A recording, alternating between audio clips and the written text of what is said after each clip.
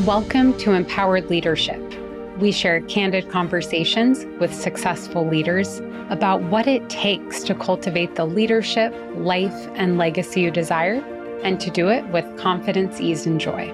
I'm your host, Alexandra Reese. Hello, and welcome to another episode of Empowered Leadership. I'm your host, Alexandra Reese. And today I'm joined by Clark Quinn, the Executive Director of Quinnovation, which partners with organizations to learn how to learn so they can take their performance to the next level.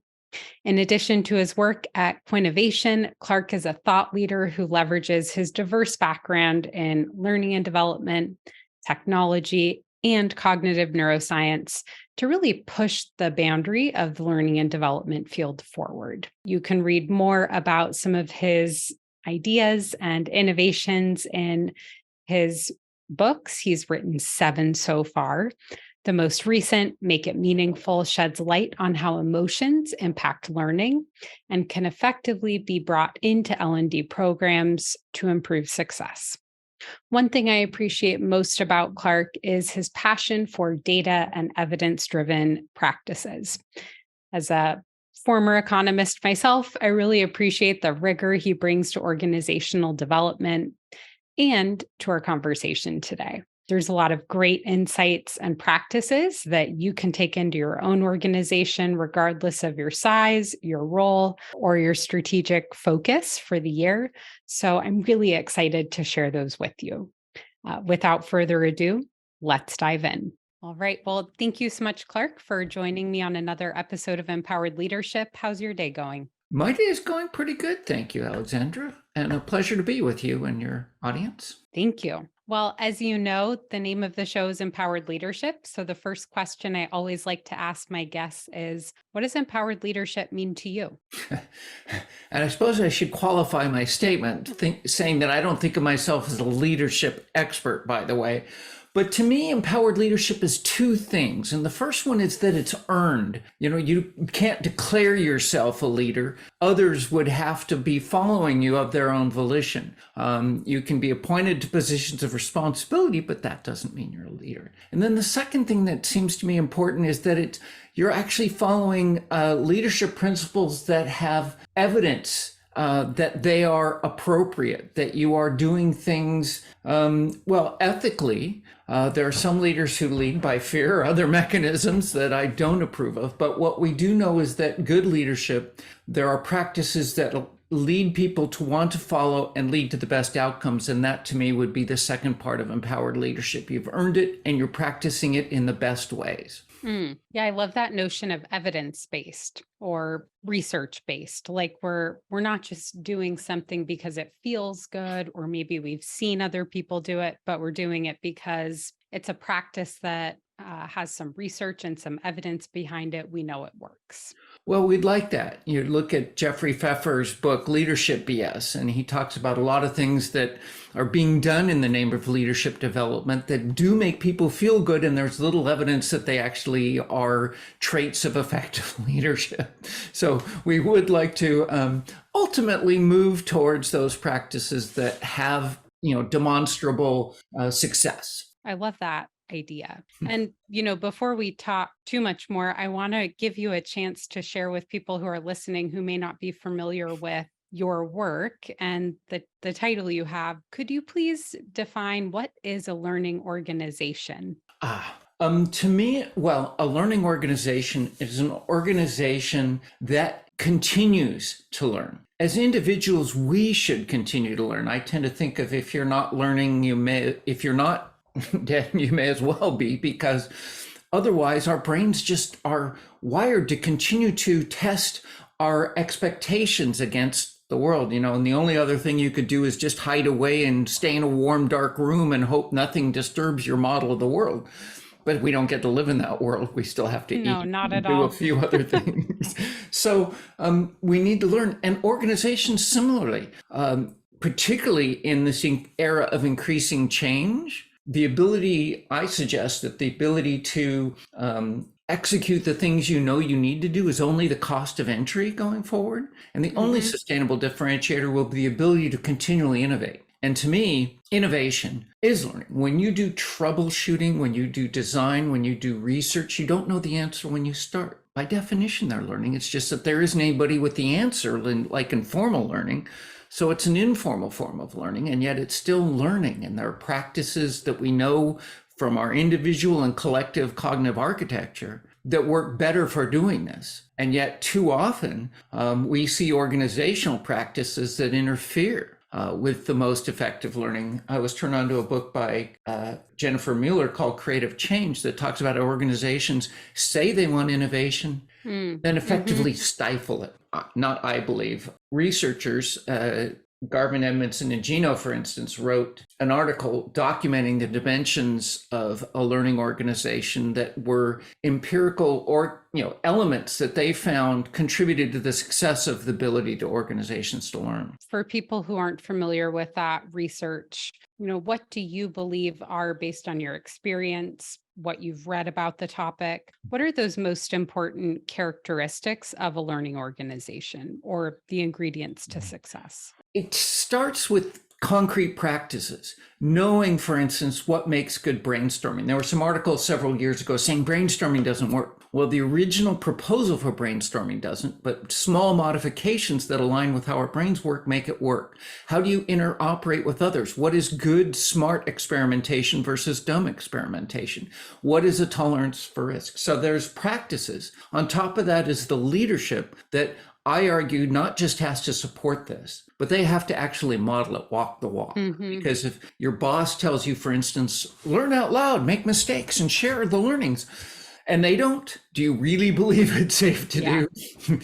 And then on top of that is the culture. Things like not just tolerating diversity, but actually valuing it, recognizing that the different viewpoints from a non-homogeneous group actually will populate different areas of potential solutions you wouldn't get if everybody thought alike. Being open to new ideas, not squelching and saying, that's not what we do here, or having no tolerance for risk. Time for reflection. There's evidence that you could work, all day. If you worked a little bit less than all day, say, 1 hour less, and spent that time reflecting, overall, you're more productive than if you worked the whole time, which is counterintuitive. But that time and reflection, improving yourself, leads to improvements over time that overwhelm the small basis of working without reflection. And the one that really is critical to me is psychological safety.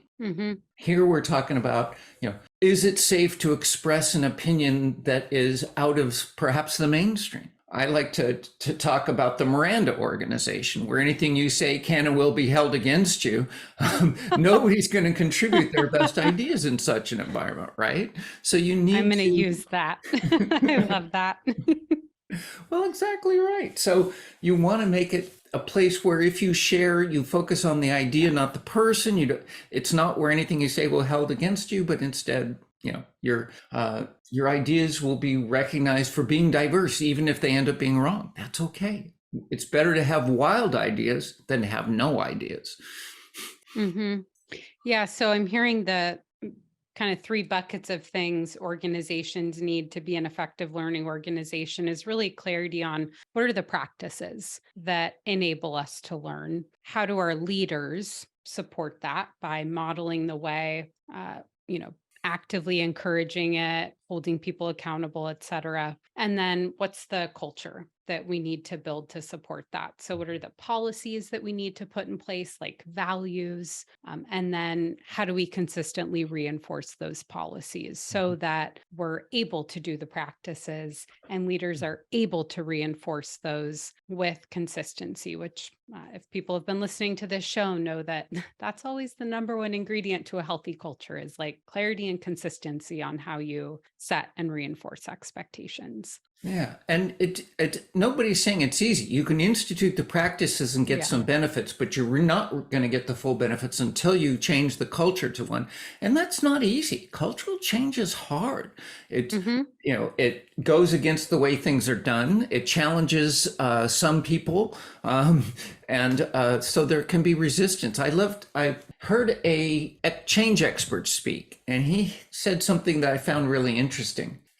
He said, there's this myth that people resist change. He says, people change all the time. They make changes in their lives. They get married, they have kids, they move, they take a new job. The difference is they choose those changes.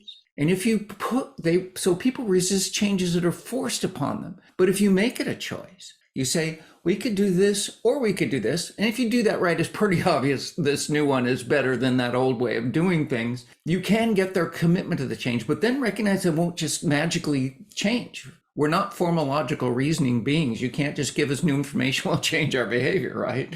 You need to put in place reinforcements for the right behavior, evangelism of going on. You need to have, he argued for 2 SWAT teams, one for the things you know will go wrong, and one for the ones that will come up that you didn't expect and yet go wrong.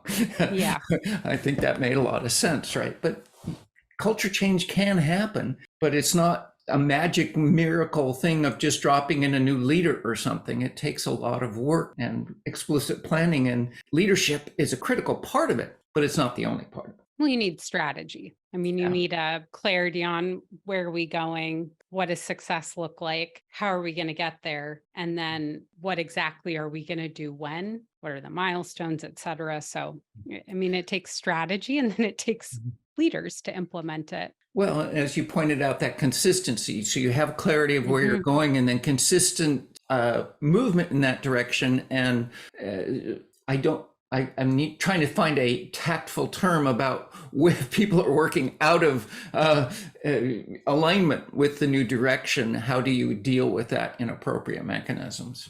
Yeah. So I think, it's probably clear to most leaders that making any change, like creating a learning organization, one of the biggest barriers is going to be effective change management. Because anytime, to your point, you're doing a culture change, it's a long-term thing. It's going to take work. People are going to get out of bounds sometimes, and you're going to need to have a way that you hold people accountable and bring them back in. And I think a second barrier that comes up as I listen to you talk about what it takes to be a learning organization is really acknowledging and embracing that we need to let go of maybe some of our drive toward productivity to enable space for absorbing new information, reflection, so our subconscious can connect the dots and start to gather and generate new insights. And then to explore what could we do with that new insight, and not need it to be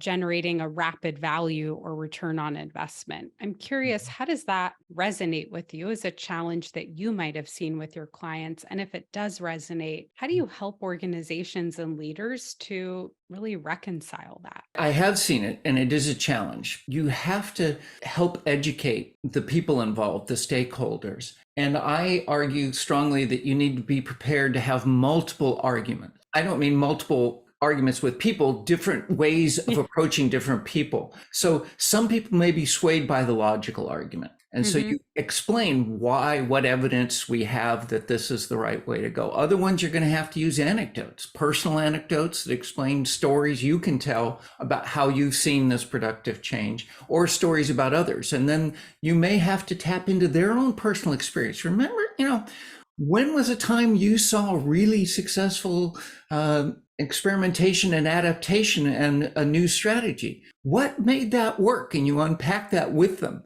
And statistics about what is known as sort of a complement to the first one, the sort of theory point, and then what competitors are doing. All of these different angles you want to have them to hand, and then use them when you're dealing with people to figure out which one they're going to resonate with and which one's going to be effective. There's also it's easier to get forgiveness than permission. And a lot of my work is with the L&D group in an organization. And I suggest they need to get that sort of learning organization working within their own unit to truly understand how it works in their organization before they can successfully take it out. And I think that's true, that somewhere somebody needs to be doing that within the organization as a leader of a business unit before it goes throughout the whole organization. And then they, have concrete evidence. It is working here. We've documented it. Here's the practices we use. Here's how it works in our particular organization. And here's how we can bring it forward.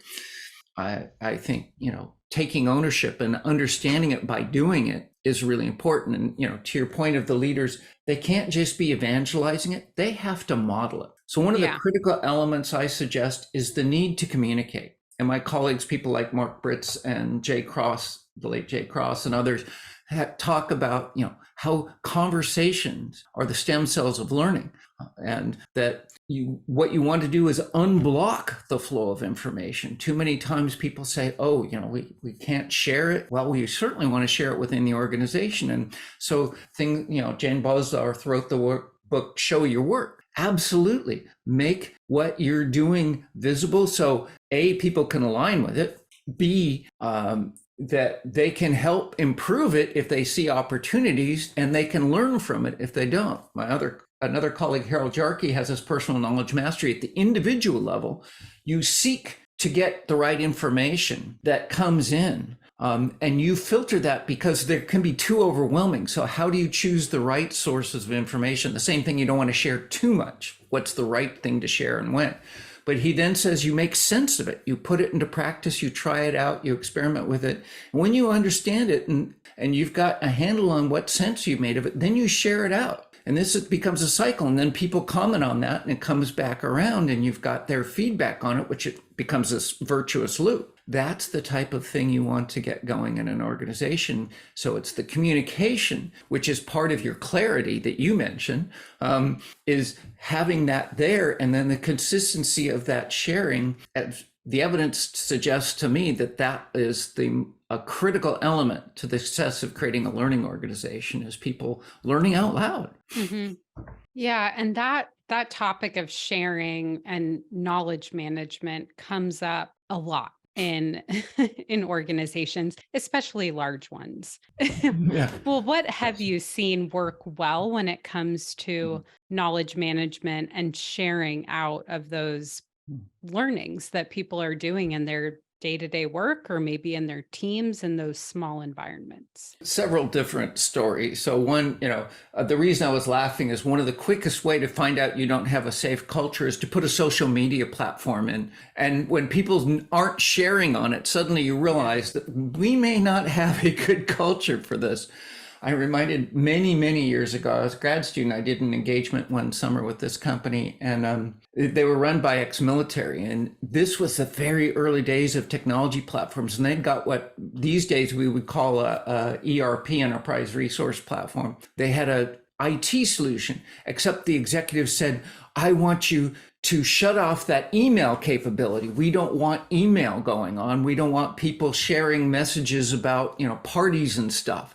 I mean, can you imagine today doing without email? You might like to, I know people who do, but these people had phones. It wasn't like you were going to be able to cut off communication, but somehow some thought that sort of mentality is absolutely antithetical to being successful in this. And what practices I have seen work, I remember I did an engagement with a large manufacturing organization, and they said, we want to know what different social things are happening within the organization. So I went around and communicated with a bunch of different people and found practices that were happening that were interesting, and yet nobody else knew about them. And so they couldn't collectively leverage the benefits of what was learned. I remember one in particular really struck me. And what they were doing required ever increasingly complex software. And so, the people who use this software were expecting the learning department to develop training around that software. And eventually the learning department said, there's more software we're buying and it's getting more complex and our resources aren't growing to increase it. So what they did was they devolved the responsibility for that, updating the information about that software, to the people who were using it. And they, instead of owning it and controlling it, they instead facilitated making it effective. To me, a lot of informal learning is not about trying to own it any longer. It's curating it instead of creating it, and it's facilitating effective processes instead of having to own them and control them. And I think that's increasingly what we're going to see is important. Everybody goes, oh, well, people can now Google things. They don't need to go to courses. They may not be good at Google. There's a lot of evidence. There's this myth of the digital native. And yet they looked at kids versus adults and doing things like the quality of their search and how well they evaluated the hits they got from the search. And they found out no significant difference. Turns out that's a myth. One of my books is on the myths that populate learning and development in particular, but some of them are true across organizations. Something you shared in there sparked, I think, an important question that a lot of people might have who want to start building a learning organization or go on that journey, but it's new for them. And that what sparked it was this trade-off between control and facilitation. And the question that arose for me is, when leaders think about building a learning organization, should they be pointing learning in specific directions? Like, we want you to learn about X, or we want learning in these areas? Or do you find it's typically more successful for leaders to say, we want to build a culture that embraces learning. We want you to, spend generally this amount of time doing learning. We want you to share out what you learn, but what you choose to learn about, we'll trust you to get curious and point that curiosity in a productive direction. I very much err on the side of the latter. I remember I mentioned my colleague, the late great Jay Cross, who wrote the fabulous book Informal Learning. Before that, we tried to interest organizations in what we called meta learning. We created the Meta Learning Lab, or Learning to Learn. And he argued, and I agree, sort of a back on the envelope calculation. If you could just improve your organization and the individual's ability to learn by 10%, think of the big impact that could have on your organization. And we have a lot of evidence that the folk psychology about what's effective learning isn't reflected in what the evidence tells us. We know that, for instance, just highlighting stuff in books isn't useful. Just taking notes of what's said verbatim aren't useful learning techniques, and yet lots of people continue to replicate them. So I strongly believe that what L&D should do, what facilitators of learning in the organization should do, is facilitate people's ability to learn and let them choose what they need to learn about. Trying to decide for the organization what everybody's areas of focus should be, that's at another level. We could spend a lot of time going into the flaws in current L&D, but we won't go there. Yeah.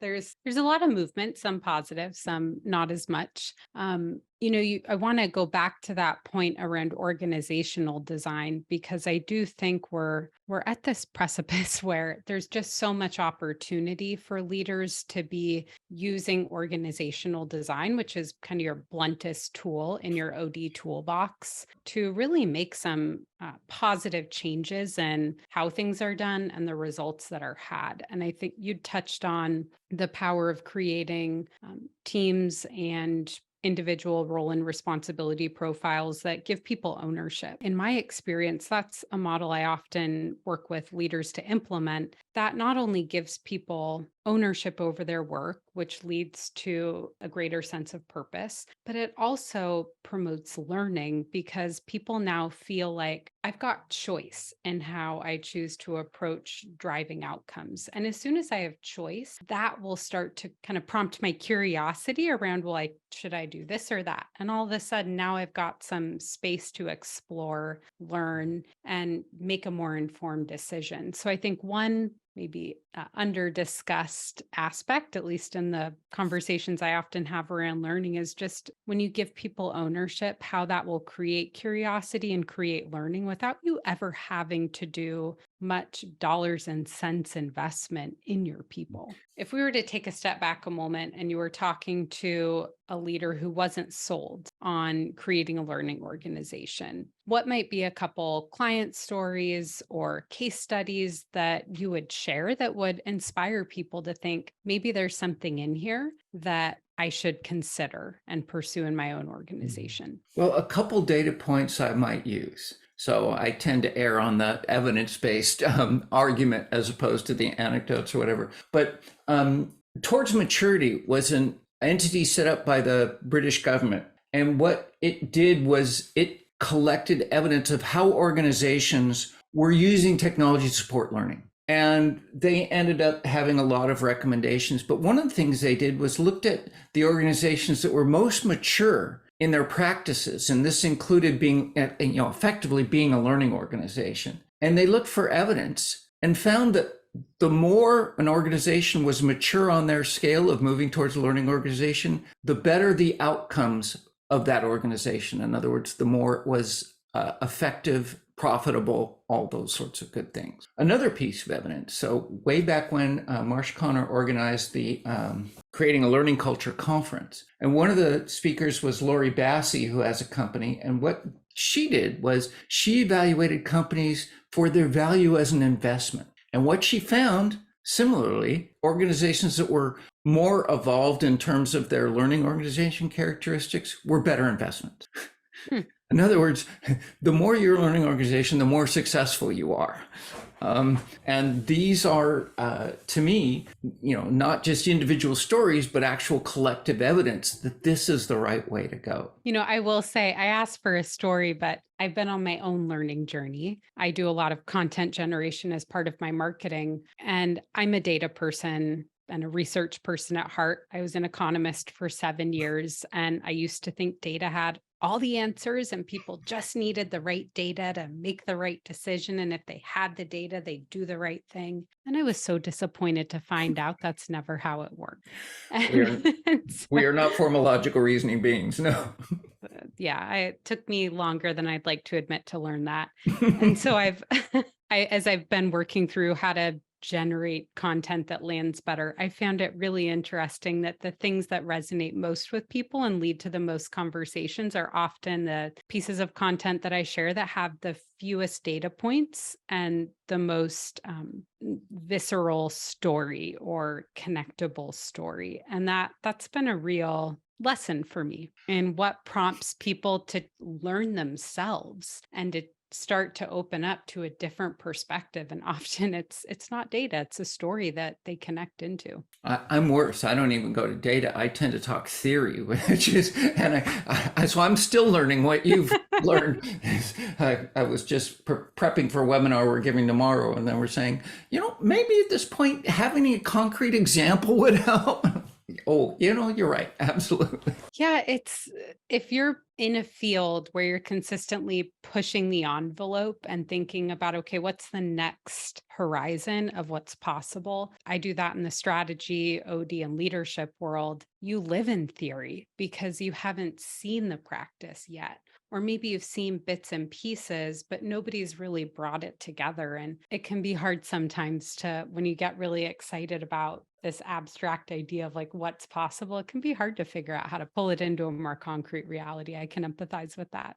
Well, I found Richard Rummelt's book, Good Strategy, Bad Strategy, interesting. He looked at strategy very carefully. And what he said is it's very much like science. You have this hypothesis about what an organization needs to do, and you put in place strict practices to take that direction, but then you also have to be collecting data to see if you're right and changing direction. So it's a mix of theory and practice, but it is you're right. It's you don't know what you're doing when you begin. And there's a degree of uncertainty, and you have to have, I think, some confidence, and yet you can err on the side of overconfidence. I think we've seen too much evidence of that of late. I thought a lot about this being a business owner myself and going on that journey of starting my own business. There are so many moments that it feels hard. You're not sure, is the work I'm doing going to yield results? And it's not just confidence in my experience. It's, I think, also faith and trust. And I think there has to be a little bit of not blind faith, but faith that if we're doing the right thing, i.e., we have a purpose, that purpose is about adding value, not just making money. And we've got a good hypothesis around how we can do that. We're going to run a good experiment that we can learn from, that it's all going to work out. You may not get the results you want, but you have faith that you're going to learn what you need to learn to move forward in that journey, even if that journey takes you somewhere else. Yeah. And you try not to risk too much when you do that. So you constrain risk. That's the problem organizations get wrong. They want no risk. And you I was have going to to say have. that's the problem. Most leaders take no risk, and it's because the organization won't incentivize it. Right. And yet an organization should accept it. That was one of the elements of the Garvin Edmondson and Genial Learning Organization dimensions was experimentation. And it comes along with that is some experiments fail, and you need the right proportion of failure for learning to happen optimally. You need some failure to be able to learn. That whole thing with error-free learning that was a phase in the 50s was really not a viable learning strategy, partly because it took too long, but also it was still predicated on this belief that we're formal logical reasoning, and we're not. And we have some error built into our architecture. It's evolutionarily adaptive that if we make some mistakes, we do a few things randomly differently. And if they're actually better, we'll get feedback and can gradually learn from that and adapt our behavior. And so thinking that we can do rote things and have no error is just a myth. And actually, to learn and get better, you have to try new things and have some tolerance for risk. But what you want is that smart experimentation where you know what you're going to do with either answer. It worked or it didn't work. Each of them tell you something, then it's probably a worthwhile experiment. And you also still want to do it as cheaply as possible. So, and starting a new business is hard, but it's not entirely new. Other people are doing a similar business, right? So you have some stuff and I can get the basics going and start getting a baseline of revenue. But what can accelerate that? Let me try this. Let me try that. Try that. Your content marketing experiments, right? You're experimenting, trying to improve. Yeah. Maybe a key takeaway that's bubbled up for me around learning that I hope leaders would take away from this conversation is that there are two types of learning to be thinking about and trying to foment in your organization. And one is the intentional learning around our business model. So being really thoughtful around where do we want to go? What's the hypothesis we're going to test? And what's the experiment we're going to run? And how will we learn from it? So that's that directional learning around the business model. And then there's that organic non-directional learning that we talked about earlier, where you're saying, okay, how do we create a culture of learning, putting into place those practices, that leadership, and those policies so that we're giving people space to just learn on the job. And we expect it'll probably yield a lot of incremental insights and improvements, but maybe we'll get some really big transformational ahas. But it sounds like there's really those two key types that ideally you want to have strategies for both. Well, I actually think of three types of learning. Okay, what's the third? The first one is the formal learning that says, these are the things we know we need to do well. Yes. Let's create, training and sometimes job aids are better than training, but that's the formal. Then there's the informal learning, but actually I talk about fast and slow learning. So the fast learning is when you assign a team. Okay, I want you to go away and come up with our new product, or go away and figure out, why our error rate is higher than it should be, or, why our time to close deals is too long. And then there's what Dan Pink talked about, and I think of as slow learning, which is that just the stuff that emerges from creative interaction. Jay pulled out from some evidence somewhere that says you put the mailroom next to the coffee room together. So even if people don't drink coffee, they're coming for the mail, and people are coming for the coffee from different departments, and they have conversations. And you get that serendipity, and you have the adjacent possible. So there's these other things that are nearby that you're exposed to, and you have continual conversations, and you facilitate people learning outside their job as well, because they may be bringing in something interesting from an adjacent field. In the learning field, for instance, a lot of the practices that we now follow originally came from user interface design. So it happened my PhD thesis was in a group that was doing interface design, designing for how people think. My twist on it was designing for how people learn. But I made a lot of mileage out of bringing those practices in and talking about them to the learning folks. And similarly, Agile is being used in learning. That came from software development so much. And you want to be facilitating those sparks, and yet those are in many ways emergent. So you want to make that possible as well. Part of the learning organization is doing those practices for that fast learning, but also creating an environment and practices for that slow learning to also percolate, ferment, incubate, pick your metaphor. But yeah, it sounds like a similar constructs, slightly different framing. I love that. So as we get close to the end of our time together, I have one final question I always love to ask my guests, which is, what's one piece of conventional leadership wisdom you think is outdated and should be replaced? It would be that leadership is one thing, that it's all about being transparent and empathetic and stuff instead of adapting to context. But actually, we've covered that already. And I want to bring up another one that I've hinted at, but I want to make more explicit. There was the view when we made the transition from behaviorist to cognitive psychology. Behavior psychology said we couldn't know what goes on in the head. We can only look at stimuli and responses. But the cognitive revolution said we can look at what's in the head. And they built models of what they thought was going on in the head, and they built them on computers, and they used computers as a metaphor. And therefore, a lot of the models said we are formal logical reasoning beings, a phrase you've heard me use several times today. In the 80s, there was sort of a post-cognitive revolution. We realized that we're not these formal logical reasoning beings. And you can look now at the Daniel Kahneman's book, Thinking Fast and Slow. You can look at behavioral economics research, Freakonomics, and that sort of thing. And you'll find out that we're not. And yet, a lot of organizational practices and policies are still essentially based on that model. If I give people new information, they'll change their behavior. I can give a training that's a bunch of information dumped on bullet points, and people will change their behavior. I can give feedback on an annual or semi-annual basis with a review, and that will lead to successful change in behavior. And one person could go away and make the decision for everybody as long as they have the right data. All of these are mistaken in practice. We find out that they don't work, and yet they're still instituted in organizations. So I guess the practice I would like to see, the leadership advice, is that stop treating people like machines. Realize they're people. Put that Taylorism away. My first offspring was working in a job, and he was expected to follow around people and see if they were taking the right amount of time to do things. Just maniacal. What? This is the 21st century, for crying out loud. I've seen those.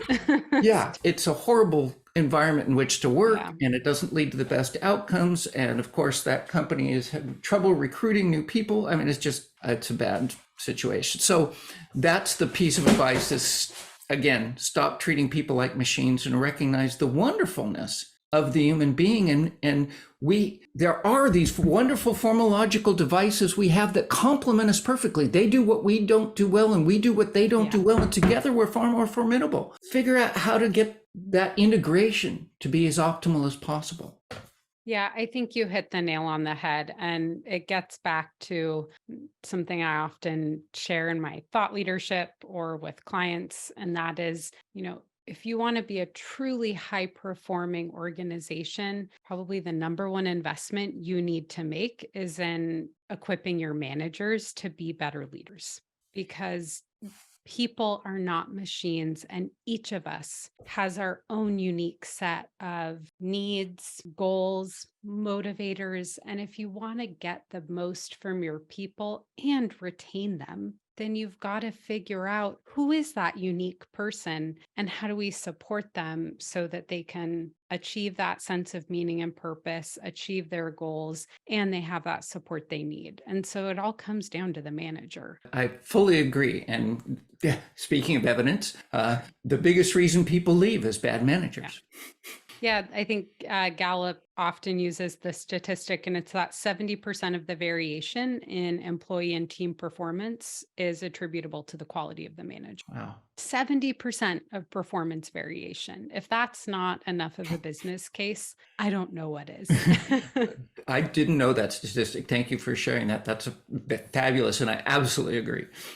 All right. Well, thank you so much. I really appreciate your time, Clark, and lots of great insights and wisdom to share for leaders tuning in. A pleasure, Alexandra. And I enjoyed it. I learned a lot too. So Wonderful. Thank you. And thank you for joining me on another episode of Empowered Leadership. If you'd like to connect with Clark, you can find him on LinkedIn. The link to his profile, as well as his website or Quinnovation, can be found in the show notes. As always, thank you for joining and have a lovely day. To find out more on how you can improve your leadership, life, and impact with confidence, ease, and joy, please visit my website, opastrategy.com. That's OPA strategy.com. And then please make sure to search for Empowered Leadership wherever you get your podcasts and click to subscribe so you don't miss a future episode. And if you enjoyed this one, please do share with a friend or a colleague. It makes a big difference. Thank you so much and have a lovely day.